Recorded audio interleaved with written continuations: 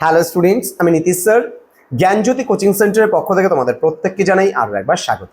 তো আজকে আমি তোমাদের সঙ্গে আলোচনা করব তোমাদের পাঠ্য বই উচ্চ মাধ্যমিক তৃতীয় সেমিস্টারের একটাই গল্প রয়েছে, আদরিণী, প্রভাত কুমার মুখোপাধ্যায় রচিত। এই গল্পের আজকে আমরা আলোচনা করব পঞ্চম পরিচ্ছদ। লাস্ট ক্লাসে আমি চতুর্থ পরিচ্ছদ আলোচনা করেছিলাম। সেখানে তোমাদের সঙ্গে আলোচনা হয়েছিল যে জয়রাম মুখোপাধ্যায়ের শেষ কেসটা, অর্থাৎ তিনি যে খুনির একটা মামলা লড়েছিলেন এবং সেখানে জয়লাভ করেছিলেন এবং জজ সাহেব তাকে বাহবা দিয়েছিলেন এবং তারপরে সে কিন্তু পুরোপুরিভাবে তার যে কাছারির কাজ সেটা কিন্তু ছেড়ে দিয়েছিলেন, তিনি আর মোক্তারগিরি আর করলেন না। এবার চলে আসবো আমরা পঞ্চম পরিচ্ছদে, নতুন কোনো বিষয় দেখি আমরা কি বলেছে ধীরে ধীরে আলোচনা করব। চলো শুরু করছি। ক্লাসটি শেয়ার করে দাও বন্ধুদের সঙ্গে ক্লাসটি। আজকের আলোচনার বিষয় হচ্ছে পঞ্চম পরিচ্ছদ। ব্যবসায় ছাড়িয়া কায়ক্লেশে মুখোপাধ্যায়ের সংসার চলিতে লাগিল। মানে কোনো রকম ব্যবসা যেহেতু ছেড়ে দিয়েছে, মুক্তারির ব্যবসা, কোনো রকমের সংসার চলতে লাগলো। ব্যয় যে পরিমাণ সংকোচ করিবেন ভাবিয়াছিলেন, তাহা শত চেষ্টাতেও হইয়া ওঠে না। মানে ভাবছে খরচটা কমাবো, এবারে খরচ যদি একবার বেড়ে যায় সেই খরচ কি আর চট করে কমানো যায়? যাচ্ছে না। সুদের সংকুলান হয় না, মূলধনে হাত পড়িতে লাগিল, কোম্পানির কাগজের সংখ্যা কমিতে লাগিল। একদিন প্রভাতে মুক্তার মহাশয় বৈঠকখানায় বসিয়া নিজের অবস্থার বিষয়ে চিন্তা করিতেছেন। এমন সময় মাহুত আদরিণীকে লইয়া নদীতে স্নান করাইতে গেল। অনেক দিন হইতেই লোকে ইহাকে বলিতেছিল, হাতিটি আর কেন, ওকে বিক্রি করে ফেলুন, মাসে 30-40 টাকা বেঁচে যাবে। কিন্তু মুখুজ্জে মহাশয় উত্তর করিয়া থাকেন, তার চেয়ে বল না, তোমার এই ছেলেপিলে নাতি নাতনিদের খাওয়াতে অনেক টাকা ব্যয় হয়ে যাচ্ছে, ওদের একে একে বিক্রি করে ফেলো। এরূপ উক্তির পর আর কোনো কথা চলে না। অর্থাৎ সেই হাতিটি যে নিয়েছিল আদরিণীকে, সে কিন্তু ওই হাতিটিকেও নিজের সন্তান সমতুল্য বলে কিন্তু মনে করছে। হাতিটাকে দেখিয়া মুখোপাধ্যায়ের মনে হইল, ইহাকে যদি মধ্যে মধ্যে ভাড়া দেওয়া যায় তাহলে তো কিঞ্চিত অর্থাগাম হইতে পারে। তখন ওই কাগজ কলম লইয়া নিম্নলিখিত বিজ্ঞাপনটি মুসাবিদা করিলেন। মানে একটা বিজ্ঞাপন দিল, যদি হাতিটাকে ভাড়া নিতে চায়, যদি আমি হাতিটাকে ভাড়ায় খাটাতে পারি তাহলে কিছু টাকা পয়সা আসবে এবং হাতিটার ভরণ পোষণের জন্য কিন্তু অনেকটাই সুরাহা হবে। এবার হাতি হস্তি ভাড়ার বিজ্ঞাপন কি হলো দেখে নিই চলো। বিবাহের শোভাযাত্রা, দূর দূরান্তে গমনাগমন প্রভৃতি কার্যের জন্য নিম্ন স্বাক্ষরকারীর আদরিণী নাম্নী হস্তিনী ভাড়া দেওয়া যাইবে। ভাড়া প্রতিরোজ 3 টাকা মাত্র। হস্তিনীর খোরাকি 1 টাকা এবং মাহুতের খোরাকি একুনে 4 ধার্য হইয়াছে। যার আবশ্যক হইবে নিম্ন ঠিকানার তত্ত্ব লইবেন। শ্রী জয়রাম মুখোপাধ্যায়, মুক্তার, চৌধুরীপাড়া। এই বিজ্ঞাপনটি ছাপাইয়া শহরের প্রত্যেক ল্যাম্পপোস্টে, পথি পার্শ্বস্থ বৃক্ষকাণ্ডে এবং অন্যান্য প্রকাশ্য স্থানে সাটিয়া দেওয়া হইল। মানে আটিয়ে দিল মানে ছেপে চিপকায় দিল বিভিন্ন জায়গায়। বিজ্ঞাপনের ফলে মাঝে মাঝে লোকে হস্তি ভাড়া লইতে লাগিল বটে, কিন্তু তাহাতে 15 কোটি টাকার বেশি আয় হইল না। মুখোপাধ্যায়ের জ্যেষ্ঠ পৌত্রটি পীড়িত হইয়া পড়িল, মানে অসুখ করলো বড় ছেলেটির। তাহার জন্য ডাক্তার খরচ, ঔষধপত্রাদির খরচ প্রতিদিন 5 থেকে 60 টাকার কমে নির্বাহ হয় না। প্রতিদিন প্রায় 5 থেকে 7 টাকা যাচ্ছে ওই বড় ছেলেটার পিছনে। মাসখানিক পরে বালকটি কথঞ্চিত আরোগ্য লাভ করিল, মানে অল্প একটু সুস্থ হলো। বড় বধূ মেজবধূ উভয়ই অন্তঃসত্ত্বা, আবার দুজনেই প্রেগনেন্ট। ভাবো তাহলে, ওই যে বলেছে যে 2 ছেলের কোনো কাজ নাই, একমাত্র সন্তান জন্ম ছাড়া, বংশবৃদ্ধি ছাড়া ওরা কিছু আর জানে না। কয়েক মাস পরেই আর 2টি জীবের অন্ন সংস্থান করিতে হইবে, মানে আবার 2টা জন্ম নেবে, ওই 2টারও খাবার দাবার ভরণ পোষণ এই বুড়াকেই, তার এখন বয়স হয়ে গেছে জয়রাম মুখুজ্জে, ওকেই সবকিছু দেখতে হবে। এদিকে জ্যেষ্ঠা পৌত্রী কল্যাণী দ্বাদশ বর্ষে পদার্পন্ন করিয়াছে। দ্বাদশ বর্ষ মানে 12 বর্ষ হয়ে গেছে। দেখিতে দেখিতে যেরূপ ডাগর হইয়া উঠিতেছে, শীঘ্রই তাহার বিবাহ না দিলে নয়।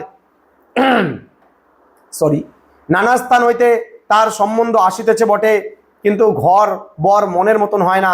যদি ঘর বর মনের মতন হইল তবে তাহাদের খাই শুনিয়া চক্ষুস্থির হইয়া যায়। মানে এত পঞ্চায় যে মাথা খারাপ হওয়ার জোগাড়।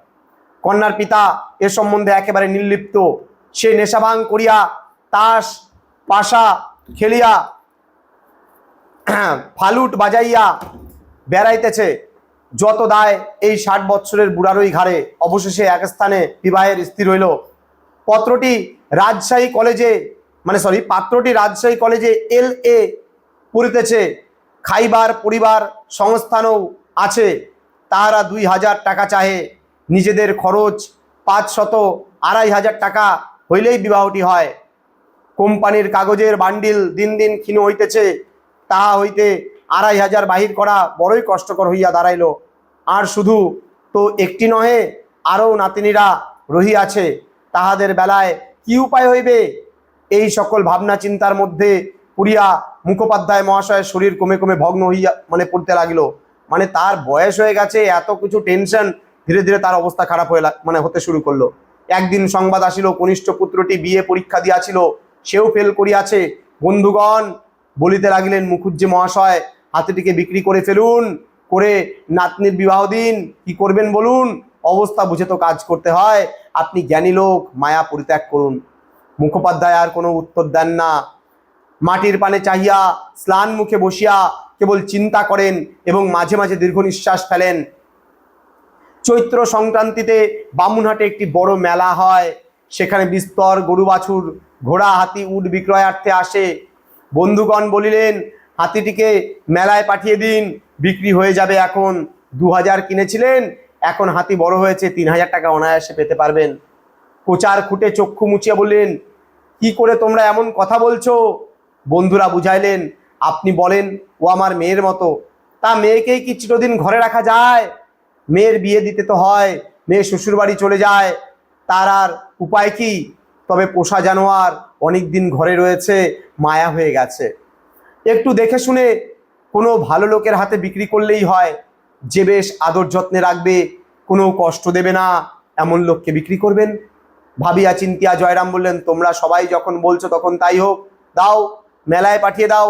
একজন ভালো খদ্দের ঠিক করো, তাতে দামে যদি 200-500 টাকা কমও হয় সেও স্বীকার। মেলাটি চৈত্র সংক্রান্তির প্রায় 15 দিন পূর্বে আরম্ভ হয়, তবে শেষের 4-5 দিনই জমজমাট বেশি। সংক্রান্তির 1 সপ্তাহ পূর্বে যাত্রা স্থির হইয়াছে। মাহুত তো যাইবেই, মুখোপাধ্যায় মহাশয় মধ্যম পুত্রটিও সঙ্গে যাইবে। যাত্রার দিন প্রত্যুষে একদম ভোরবেলায় মুখোপাধ্যায় গাত্রোত্থান করিলেন। যাইবার পূর্বে হস্তি ভোজন করিতেছে। বাটির মেয়েরা বালক বালিকাগণ সজল নেত্রে বাগানে হস্তির কাছে দাঁড়াইয়া খরম পায়ে দিয়া মুখোপাধ্যায় মহাশয়ও সেখানে গিয়া দাঁড়াইলেন। পূর্বদিন 2 টাকার রসগোল্লা আনাইয়া রাখিয়াছিলেন। ভৃত্য সেই হাঁড়ি হাতে করিয়া আসিয়া দাঁড়াইল। ডালপালা প্রভৃতি মামুলি খাদ্য শেষ হইলে মুখোপাধ্যায় মহাশয় সহস্তে মুঠা মুঠা করিয়া সেই রসগোল্লা হস্তিনীকে খাওয়াইলেন। শেষ তাহার গলার নিম্নে হাত বুলাইতে বুলাইতে ভগ্নকণ্ঠে বলেন, আদর, যাও মা, বামুনহাটের মেলা দেখে এসো। প্রাণ ধরিয়া বিদায়বাণী উচ্চারণ করিতে পারিলেন না, উদ্বেল দুঃখে এই ছলনাটুকুর আশ্রয় লইলেন। অর্থাৎ মন চাচ্ছে না জয়রাম মুখোপাধ্যায় যে হাতিটাকে আমি বিক্রি করে দেই, হাতিটাকে আমি বাড়ি থেকে কোথাও পাঠিয়ে দেই, সেটা কিন্তু কখনোই তার মন চাচ্ছিল না। তো এখানেই শেষ করছি আজকের 5ম পরিচ্ছদটি। এর পরের দিন ক্লাসে আমি নিয়ে আসবো তোমাদের জন্য 6ষ্ঠ পরিচ্ছদ। তো আর 2টো পরিচ্ছদ বাকি আছে, 2টো পরিচ্ছদ পেয়ে যাবে তোমরা খুব তাড়াতাড়ি ক্লাসগুলো। তো খুব ভালো করে প্রিপারেশনগুলো নাও। যারা ভাবছো অনলাইনে আমাদের কাছে সরাসরি পড়বে, তারা অবশ্যই যোগাযোগ করো। আমাদের অফিসিয়াল নাম্বার 6295916282 এবং 7076398606 নম্বরে তোমাদের টোটাল কোর্স ফি রয়েছে। পুরো 3rd এবং 4th সেমিস্টার মিলিয়ে কিন্তু আমরা নিচ্ছি মাত্র 299 টাকা পার সাবজেক্ট। তো দেরি না করে আজই যোগাযোগ করো আমাদের সঙ্গে এবং যুক্ত হয়ে যাও আমাদের অনলাইন ক্লাসে। দেখা হচ্ছে খুব তাড়াতাড়ি আরও একটা নতুন ক্লাস নিয়ে তোমাদের সঙ্গে। তোমরা প্রত্যেকে ভালো থেকো, সুস্থ থেকো। Thank you so much. Thanks for watching after all. Thank you.